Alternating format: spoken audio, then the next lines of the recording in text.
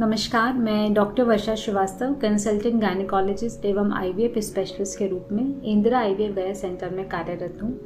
आज हम जानेंगे फैक्टर्स जो कि आईवीएफ साइकिल को सक्सेसफुल बनाने के लिए रिस्पॉन्सिबल होते हैं। A good seed grows on good soil, यानी एक अच्छे पौधे को बनाने के लिए एक अच्छा बीज और एक अच्छी ज़मीन होना बहुत आवश्यक है। This same applies on IVF cycle also. तो आईवीएफ में गुड सीड से मतलब होता है एक good quality embryo and good soil से मतलब होता है एक अच्छी क्वालिटी का एंडोमेट्रियम यानी कि यूट्रस। अब हम इन्हें डिवाइड करते हैं, फैक्टर्स जो कि एक एम्ब्रियो को बनाने के लिए रिस्पॉन्सिबल होते हैं और फैक्टर्स जो कि एक एंडोमेट्रियम को तैयार करने के लिए रिस्पॉन्सिबल होते हैं। तो आइए सबसे पहले बात करते हैं factors which are responsible for making a good quality embryo.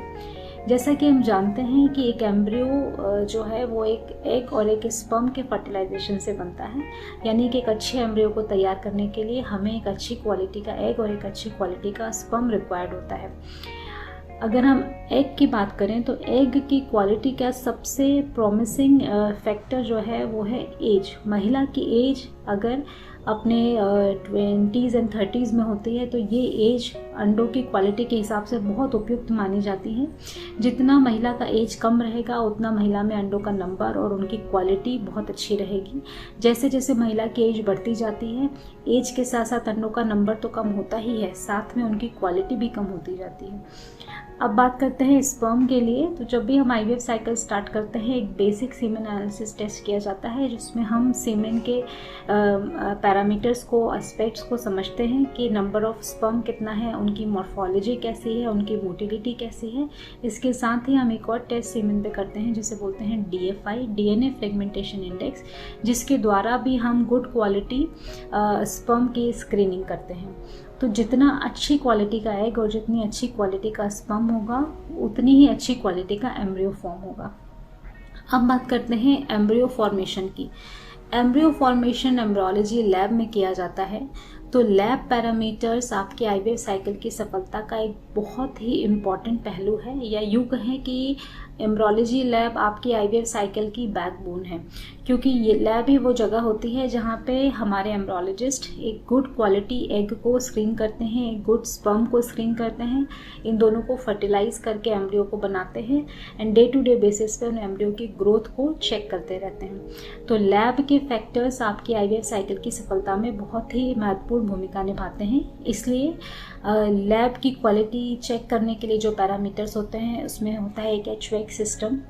इसके द्वारा जो मोबाइल पार्टिकल्स रहते हैं उनको रिड्यूस किया जाता है ताकि आपकी आईवीएफ साइकिल में जो एम्ब्रियो फॉर्मेशन हो रहा है उसको हम बेहतर से बेहतर बना सकें। तो ये सारी बातें थी एम्ब्रियो फॉर्मेशन के लिए, यानी कि एक गुड क्वालिटी एम्ब्रियो को बनाने के लिए। अब बात करते हैं गुड क्वालिटी एंडोमेट्रियम की। यूट्रस महिलाओं के शरीर में गर्भाशय वह अंग होता है जिसमें हम एम्ब्रियो को ट्रांसप्लांट करते हैं ताकि वहाँ पर प्रेगनेंसी बन सके। तो गर्भाशय में कई सारे फैक्टर्स होते हैं जो आईवीएफ साइकिल को सक्सेसफुल बनाने के लिए रिस्पॉन्सिबल होते हैं। सबसे पहले जब भी हम महिला को आईवीएफ के लिए तैयार करते हैं उनका एक बेसिक एंडोमेट्रियम स्क्रीनिंग किया जाता है, यानी कि उनकी नॉर्मल एंडोमेट्रियम की मोटाई, उसमें ब्लड फ्लो कितना है, उसके हिसाब से उनको टैबलेट्स या इंजेक्शन दिए जाते हैं जिससे हम बच्चेदानी को तैयार कर सकें। गुड आईवीएफ सक्सेस के लिए जो एंडोमेट्रियम है उसकी नॉर्मल थिकनेस यानी कि मोटाई जो रहती है वो 6 to 9 मिलीमीटर मानी गई है। इसके साथ ही इसमें ब्लड फ्लो भी अच्छा होना चाहिए और किसी और प्रकार का इन्फेक्शन नहीं होना चाहिए। तो अगर यूट्रस की लेयर हमारे पैरामीटर्स को फुलफिल करती है तो गुड एम्ब्रियो के साथ में आपके आईवीएफ सक्सेस के चांसेस बहुत अधिक बढ़ जाते हैं। तो इन नटशेल हम समझें कि आईवीएफ साइकिल को सक्सेसफुल बनाने के लिए दो मेन इंपॉर्टेंट हैं, good embryo and good endometrium और लैब फैक्टर। एक और पैरामीटर्स है जो आईवीएफ सक्सेस को डिटरमिन करता है, वो है साइकिल फैक्टर।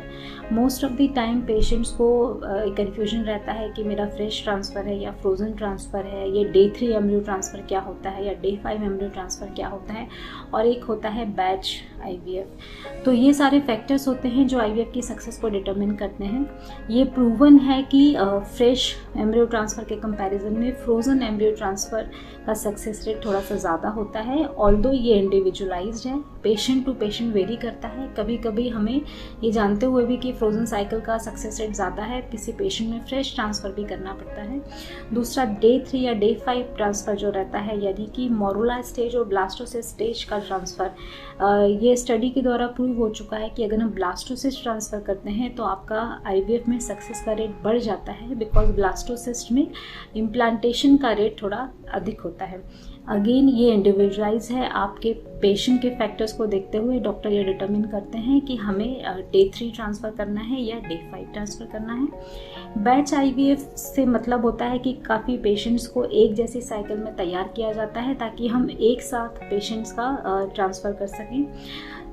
ये माना गया है कि बैच IVF के कंपैरिजन में अगर हम इंडिविजुअल पेशेंट को उसकी नेचुरल साइकिल के हिसाब से प्लान करते हैं तो उसमें IVF का सक्सेस अधिक है। तो ये सारे फैक्टर्स हैं जो आपके IVF की साइकिल को सफल बनाने के लिए रिस्पॉन्सिबल होते हैं। एक बहुत ही महत्वपूर्ण चीज़ जो मैं यहाँ बताना चाहूँगी कि apart from embryo and endometrium, the most important thing which determine your IVF success is the patient factor. यानी आपको अपनी डाइट पे ध्यान देना है, अपने स्ट्रेस लेवल को रिड्यूस करना है और पॉजिटिव थिंकिंग रखनी है, सो दैट आपके अच्छे एम्ब्रियो और अच्छे एंडोमेट्रियम के साथ में हम आपके IVF को सक्सेसफुल बना सकें। आशा करती हूँ कि ये जानकारी आपको ठीक लगी होगी। इससे संबंधित कोई भी क्वेश्चन अगर आप जानना चाहें तो दिए गए सब्सक्रिप्शन पे लिंक पर हमें शेयर करें। Thank you so much.